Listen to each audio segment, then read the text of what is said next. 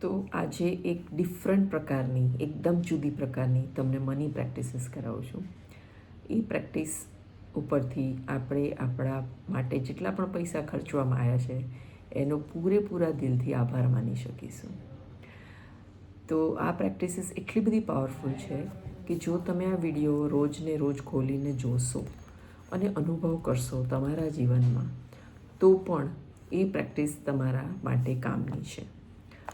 પહેલી વાત એ છે કે તમે આ વિડીયો જુઓ તો લાઈક કરી દેજો અને ચેનલને સબસ્ક્રાઈબ કરી દેજો, એટલે જ્યારે તમે આ વિડીયોને શોધો તો તમને તરત જ મળે. તો ચાલુ કરીએ. તો આપણા બધાના જીવનમાં પૈસાનું મહત્ત્વ છે. જો તમને કોઈ એવું કહે કે મારા જીવનમાં પૈસાનું કોઈ મહત્ત્વ નથી, તો એ 100% ખોટું બોલે છે. કારણ કે જેવો આપણે સવારથી ઉઠીએ એવી દરેક વસ્તુ માટે આપણે પૈસાની જરૂર પડે છે, અને એટલે જ આપણે પૈસાને લક્ષ્મી માં કહીએ છીએ. એટલે લક્ષ્મી માના આશીર્વાદ ત્યારે જ વધારે મળશે જ્યારે તમને અત્યારે આપેલા પૈસા માટે તમે આભારી હશો. આટલી સિમ્પલ વાત આપણને સમજ પડતી નથી કે આપણને જે મળ્યું છે એના માટે આભારી થઈશું તો આપણને વધારે મળશે.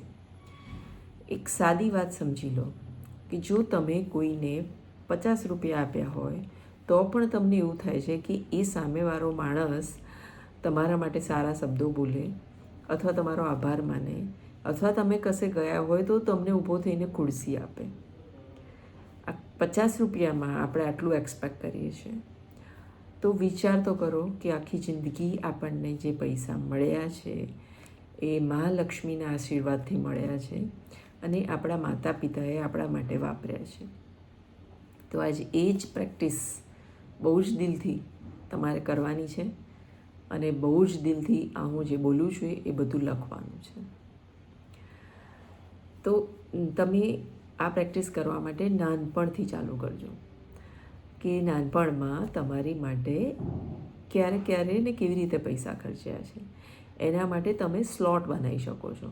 બહુ નાનપણનું ના યાદ હોય તો તમે તમારા પેરેન્ટ્સની કે મામા મામી ફોઈ ફુવાની પણ હેલ્પ લઈ શકો છો, અને તમારા નાનપણ વિશે તમે જાણી શકો છો. તમારા ભાઈ બહેનની પણ તમે હેલ્પ લઈ શકો છો. તો આપણે 5 વર્ષ સુધી, પછી 5થી 10, 10થી 15, એમ તમે એને વધારી શકો છો. તો ચાલુ કરીએ પ્રેક્ટિસ આપણે. તો સૌથી પહેલાં આપણે જ્યારે પણ પૈસાનો આભાર માનીએ છીએ ત્યારે હંમેશા આપણા મગજમાં એ હોવું જોઈએ કે હું દિલથી આભાર માનું છું, ફક્ત મારે બોલવાનું નથી. અને લક્ષ્મી માનો આભાર માનું છું, પ્લસ મારા માતા પિતાનો આભાર માનું છું.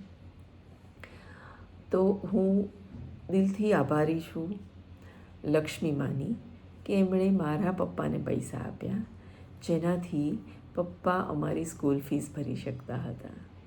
થેન્ક યુ લક્ષ્મી માં, તમારો ખૂબ ખૂબ આભાર.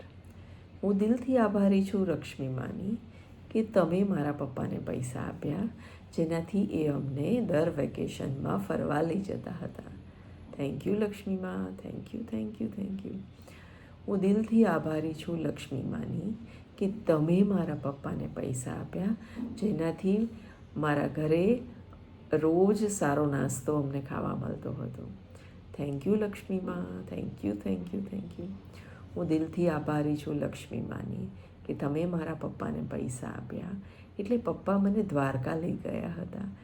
થેન્ક યુ લક્ષ્મી માં, thank you thank you thank you. હું દિલથી આભારી છું લક્ષ્મી માની કે તમે પપ્પાને પૈસા આપ્યા, જેનાથી પપ્પા અમને આઈસ્ક્રીમ ખાવા લઈ જતા હતા. Thank you thank you thank you. હું દિલથી આભારી છું લક્ષ્મી માની કે તમે મારા પપ્પાને પૈસા આપ્યા, જેનાથી અમે બધા જ અપ ટુ ડેટ કપડાં પહેરી શકતા હતા, અને અમને જીવન જીવવાનો રસ્તો પણ બતાવ્યો હતો. થેન્ક યુ લક્ષ્મી માં. હું લક્ષ્મી માની આભારી છું કે તમે મારા પપ્પાને પૈસા આપ્યા, જેનાથી મારા પપ્પાએ અમારા માટે લગ્ન માટેના સોના ચાંદીના દાગીના ખરીદ્યા. થેન્ક યુ લક્ષ્મી માં, thank you thank you thank you. હું દિલથી આભારી છું લક્ષ્મી માની કે તમે મારા પપ્પાને પૈસા આપ્યા, જેના લીધે પપ્પાએ અમને ઘણી બધી લાંબી મોટી ટૂરો કરાવી, જેનાથી અમારો માનસિક વિકાસ થયો. થેન્ક યુ લક્ષ્મી માં, થેન્ક યુ થેન્ક યુ. હું દિલથી આભારી છું લક્ષ્મી માની કે તમે મારા પપ્પાને પૈસા આપ્યા, જેનાથી મારા પપ્પા અને મમ્મીએ ભેગા થઈ અને અમાને સારા સંસ્કાર આપવા, સારી સ્કૂલમાં ભણાવવા, સારું એજ્યુકેશન લેવા માટે પ્રેરિત કર્યા. એક્ઝેક્ટલી એવી જ રીતે તમે અત્યારે પપ્પાનો આભાર માની લીધો. અત્યારે તમારા જીવનમાં જ્યાંથી પણ લક્ષ્મી આવતી હોય, તમારા હસબન્ડ આપતા હોય કે જે પણ કંઈ, એનો પણ તમારે એક્ઝેક્ટલી આવી જ રીતે આભાર માનવાનો છે. હું દિલથી આભારી છું મારા હસબન્ડની, જેઓ મને પૈસા આપે છે અને જેનાથી હું ઘર માટે શાકભાજી ખરીદી શકું છું.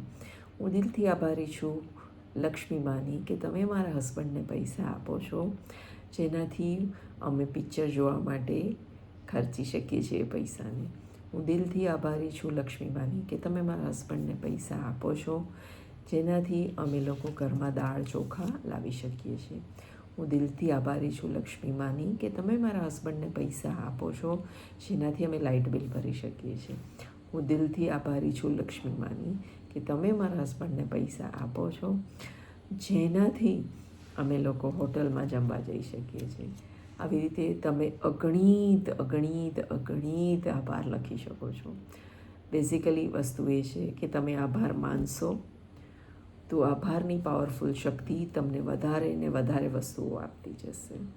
તમે વધારે ને વધારે વસ્તુઓનો આભાર માનશો એટલે વધારે ને વધારે બીજી વસ્તુઓ આવતી જશે. આ એક ઇફેક્ટ છે જે 100% વર્ક કરે છે. તો પ્લીઝ આ બધી જ વસ્તુને ફોલો કરો અને તમારા જીવનમાં ચેન્જ લાવો.